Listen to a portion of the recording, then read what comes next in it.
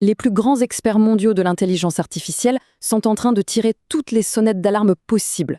Et pendant ce temps, on a l'impression que le reste du monde avance un peu en somnambule, complètement indifférent à des avertissements qui sont pourtant d'une gravité sans précédent. Non, non, cette phrase ne sort pas du dernier film de science-fiction. Elle a été prononcée par Yoshua Bengio. C'est l'un des pères fondateurs de l'IA moderne, un véritable prix Nobel de l'informatique. Et le truc, c'est que quand il a partagé cette estimation, qui est juste terrifiante, il était visiblement ému. Sa voix tremblait en pensant à l'avenir de ses propres enfants. Bon, alors voilà la grande question. Si les personnes qui ont littéralement bâti cette technologie sont à ce point mortes de peur, pourquoi ce silence radio quasi général ? Pourquoi est-ce qu'on a l'impression que rien ne bouge ? C'est ça, le mystère qu'on va essayer de décortiquer ensemble. Alors la première pièce de ce puzzle, elle ne se trouve pas dans un ordinateur ou un laboratoire. Non, elle est juste là, à l'intérieur de nos têtes. Pour comprendre, il faut d'abord regarder comment notre propre cerveau fonctionne et les raccourcis qu'il adore prendre pour nous éviter d'affronter des vérités qui dérangent un peu trop. Le premier coupable, c'est ce qu'on appelle le biais de normalité. Vous savez, c'est cette petite voix dans notre tête qui nous dit que tout va bien se passer parce que jusqu'à maintenant, ça a toujours fini par aller. Face à une menace complètement nouvelle, une menace qu'on n'a jamais vue, notre cerveau, il n'a pas le bon programme. Il la classe comme une simple erreur, une anomalie. Et la preuve, on l'a tous vécu il n'y a pas si longtemps. Rappelez-vous, début 2020. Qu'est-ce qu'on entendait partout ? Ah, c'est juste une grosse grippe, ça n'arrivera jamais jusqu'ici. Eh bien, c'était notre biais de normalité en pleine action qui nous a fait sous-estimer une menace mondiale jusqu'à ce que la réalité vienne nous frapper de plein fouet. Et ce n'est pas tout. À ce premier biais, on peut en ajouter un deuxième qui est tout aussi paralysant. C'est l'effet du témoin. Pour faire simple, c'est l'idée que quand tout le monde voit un problème, personne ne se sent personnellement responsable d'agir. On se dit toujours que quelqu'un d'autre, de plus important, de plus compétent, va s'en charger. Et quand on applique ça à un problème planétaire comme l'IA, la responsabilité se dilue complètement parmi 8 milliards d'êtres humains. C'est cette pensée qui paralyse tout le monde. Franchement, si c'était si grave, les gouvernements agiraient, non ? Et le résultat, c'est que l'inaction de tous devient une sorte de norme rassurante. Bon, on a parlé de notre psychologie, qui évolue à un rythme de sénateur. Passons maintenant à la technologie. Parce que pendant que notre cerveau, lui, il est bloqué en mode linéaire, les progrès de l'IA, eux, suivent une courbe exponentielle, mais absolument vertigineuse.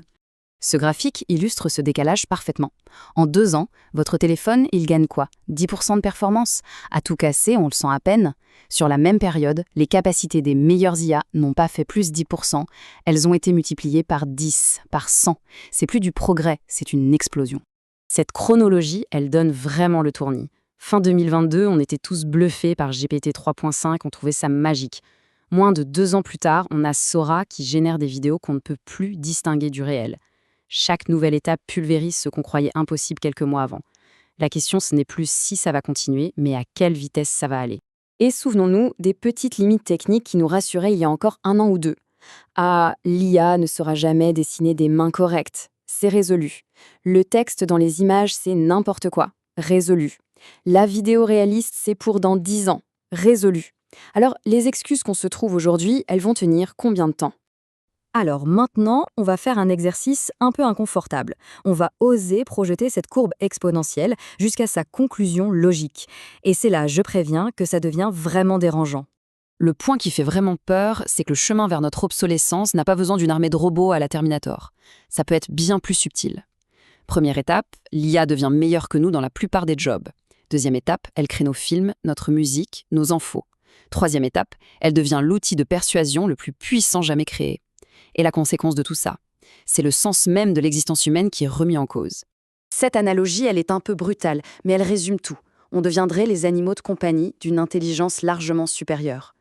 Le seul problème, c'est que rien ne garantit que cette nouvelle super-intelligence nous trouvera assez mignons pour nous garder dans les parages. Il faut donc vraiment comprendre ça. Le danger numéro 1, ce n'est pas la haine, ce n'est pas la méchanceté des machines, c'est l'indifférence.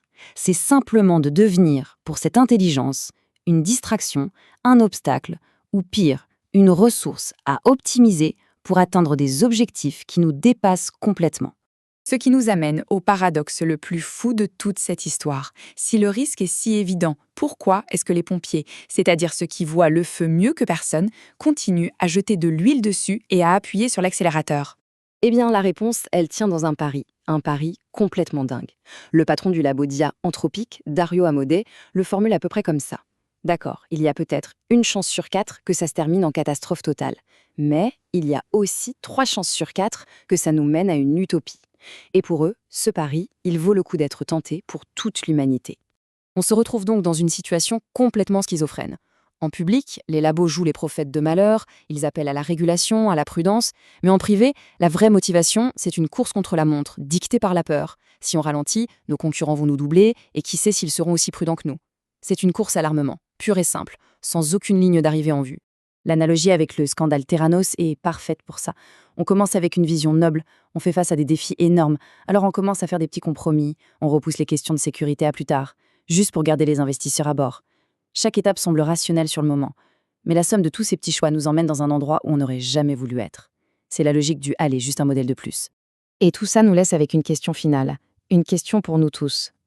On connaît cette histoire de la grenouille dans la casserole, l'eau chauffe si lentement qu'elle ne sent pas le danger et finit ébouillantée. Pour nous, pour l'humanité, à quel moment est-ce que l'eau sera assez chaude? À quel moment se rendra-t-on compte qu'il est peut-être temps de sauter?